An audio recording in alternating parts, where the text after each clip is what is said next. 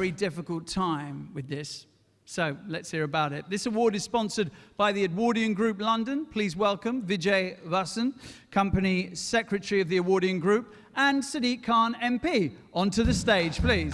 Good evening. This year's winner is a dynamic entrepreneur who not only created a multi-million-pound business, but created a whole new market. Cast your mind back to 1996, when Nihal was in short trousers. When those wanting to buy foreign currency could only buy from one source, the high street banks. Our winner saw an opportunity to offer foreign exchange to small businesses and consumers. He started from a small 10-foot by 10-foot office in the city and just £4,250 in capital. But his competitive edge was the rates and service he offered.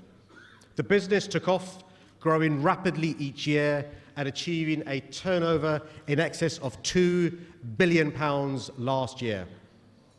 In August last year, our winner sold his business for a cool £200 million. Vijay. Next. And the winner of the Asian Business Entrepreneur of the Year 2016 is Mayank Patel of Currencies Direct. Mayank Patel started Currencies Direct with just £4,250 and nothing but a driving ambition to succeed. A former derivatives trader, he gave up his job to start Currencies Direct, believing passionately he could make a difference. It wasn't easy at first. The banks were pretty suspicious, but consumers understood the deal and voted with their feet. Patel has since gone on to build a world-class business and sold it at the end of last year to two private equity houses who plan to make Currencies Direct into a global, not just UK or Euro powerhouse financial brand. Known as the godfather of forex companies in the UK, he holds an OBE, and Currencies Direct was selected to be part of the World Economic Forum in Davos. Wow.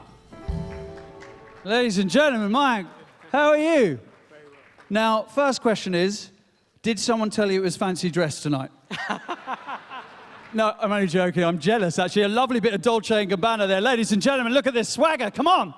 Come on, rock star, rock star. Actually, my wife was not keen on actually coming with me when I decided to wear this jacket. Don't worry, I get that all the time from my wife, and I'm not even dressed outlandishly and beautifully. Now, tell me, you sold the business. I mean, how difficult was that for you to do? Obviously, £200 million helped in the decision, but in something that you built up, something that you were very much in control of, it was your baby. How difficult was that decision?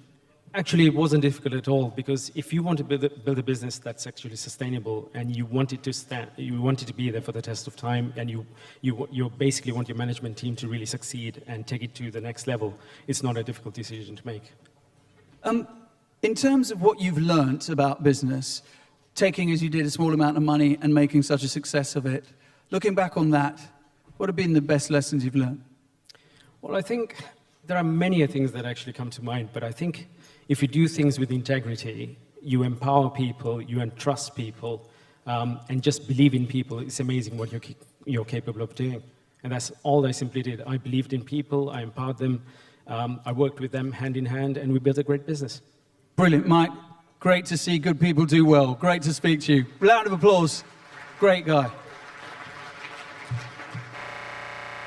My name is Mayank Patel, and this is an award for a business I built called Currencies Direct, which became one of the biggest FX companies in the UK, which I sold last year, and the award is Entrepreneur of the Year.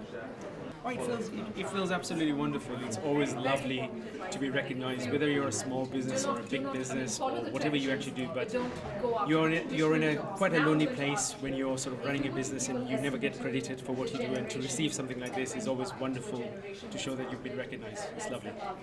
It was probably one of the most exciting decisions I ever made, simply because I know that the business will now go to the next level. I know that it now has a huge amount of backing from private equity to really take it to the next level.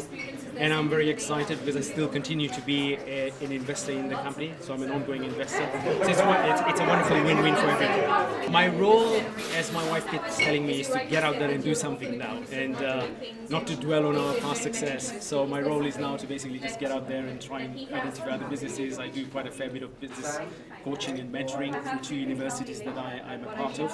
I sit on the board of one of the universities called Cranfield School of Management. But yes, trying to get into business, and it's about remaining relevant in life, as they say. You can never cheat yourself when you look in the mirror. So irrespective of my past success, it almost is past now. It's time to move on to other things.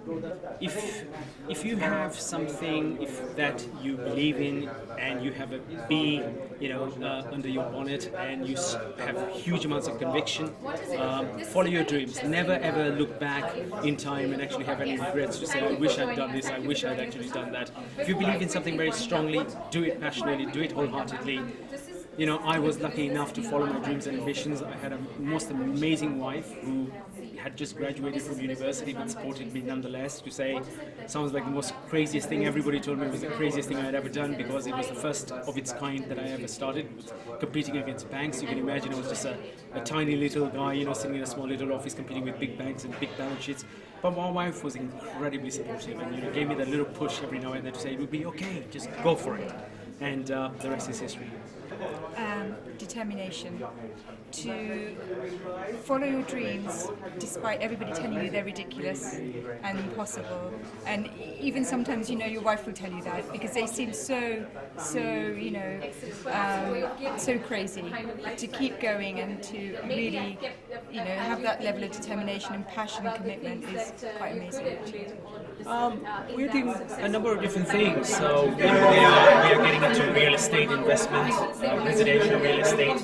I'm also in the process over the next 12 months. It's very early days, to be honest with you, but I'm in the process of actually setting up my own private equity vehicle, which will actually invest in financial technology, or the cool term nowadays, fintech. So investing in fintech companies, but it's still very early days, and maybe in some respects taking just a little moment, just to relax from a very, very busy, hectic sort of 20 years. It was just wonderful building this business that I built, and it actually became the only FX company in the whole world that became a World Economic Forum company, a global growth company. So it's been a whirlwind sort of journey all the way through.